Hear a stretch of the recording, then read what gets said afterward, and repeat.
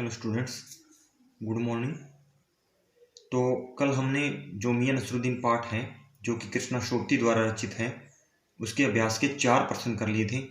अब अभ्यास का जो प्रश्न नंबर 5 है वो आरंभ कर रहे हैं। प्रश्न नंबर 5 क्या है? पाठ में मियां नसरुद्दीन का शब्द चित्र लेखिका ने कैसा खींचा है। यानी इस पाठ में जो मियां नसरुद्दीन पाठ है, इस पाठ में जो मियां नसरुद्दीन का शब्द चित्र यानी उनके व्यक्तित्व के बारे में क्या बताया है, किस तरह उनके कामकाज के बारे में बताया है, तो उसका चित्रण हमें करना है। तो इस पाठ में क्या है, लेखिका के अनुसार जो मियां नसरुद्दीन है, ये इस पाठ में अच्छी तरह बताया गया भी जो मियां नसरुद्दीन की जो आयु है वो लगभग 70 वर्ष के करीब है, 70 वर्ष के हैं। और उनके चेहरे पर जो आयु का जो प्रभाव है वो स्पष्ट रूप से दिखाई दे रहा है। यानी उनसे चेहरे को देखकर आसानी से पता लगाया जा सकता है भी इनकी जो उम्र है वो लगभग 70 के करीब है। लेखिका के अनुसार वे बड़े ही बातूनी यानी बड़े ही अधिक बात करने वाले और अपने मुंह मियाँ मिट्ठू बनने वाले बुजुर्ग थे। यानी अपनी प्रशंसा खुद करने वाले वो बुजुर्ग हैं या वृद्ध हैं।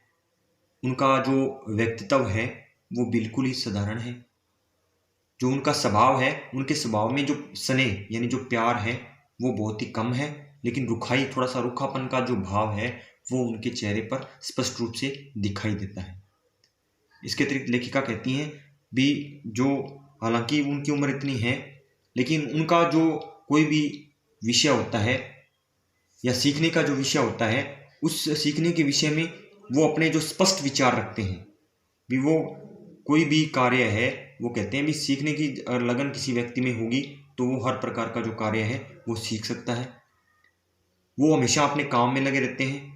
दूसरों पर शोषण करना यानी दूसरों का अत्याचार करना उन्हें बिल्कुल भी अच्छा नहीं लगता है। और इस आरंभ में बताया भी गया है भी वे अपने आप को जो 5000 यानी 5000 सैनिकों पर जो अधिकारी होता है उसके समान समय को समझते हैं। और उन्हें विशेष रूप से उनकी बातों से ये हमें पता लगता है भी उन्हें अपने बुजुर्गों के जो महानता है वो प्रकट करने में बड़ा ही आनंद आता है। और उनमें एक जो मंजे हुए जो एक कारीगर होता है उसके जो गुण हैं वो स्पष्ट रूप से देखा जा सकता है। तो इस तरह जो मियां नसरुद्दीन का एक बहुत ही सुंदर शब्द चित्र जो लेखिका ने यहाँ प्रस्तुत किया है, यानी उनके व्यक्तित्व के बारे में बताया है भी किस प्रकार का उनका व्यक्तित्व था, किस प्रकार का उनका जो कार्यकुशलता थी। आगे है प्रश्न नंबर 6। इसमें आपको प्रश्न नंबर 6 में क्या है, मियां नसरुद्दीन शीर्षक कहानी का उद्देश्य तथा प्रेरणा का सार रूप में उल्लेख कीजिए। यानी इस पाठ के माध्यम से, मियां नसरुद्दीन पाठ के माध्यम से लेखिका क्या कहना चाहती है, क्या प्रेरणा देना चाहती है, इस कहानी के पीछे उनका क्या उद्देश्य है। तो क्या उद्देश्य है, मियां नसरुद्दीन जो पाठ है वो कि कृष्णा शोभती द्वारा एक बहुत ही सुंदर शब्द चित्र है या संस्मरण भी कह सकते हैं।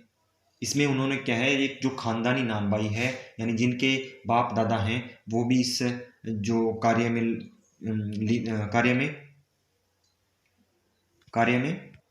में उन्हें जो महानता है वो हासिल थी। तो जो मियां नसरुद्दीन है इस पाठ में उनके व्यक्तित्व का, उनके स्वभाव का, उनकी जो कार्यकुशलता है उनके बारे में जो विचार हैं वो उनके बारे में प्रस्तुत किया गया है। और वो क्या है, जो काम की कुशलता है उसको ही सब कुछ समझते हैं।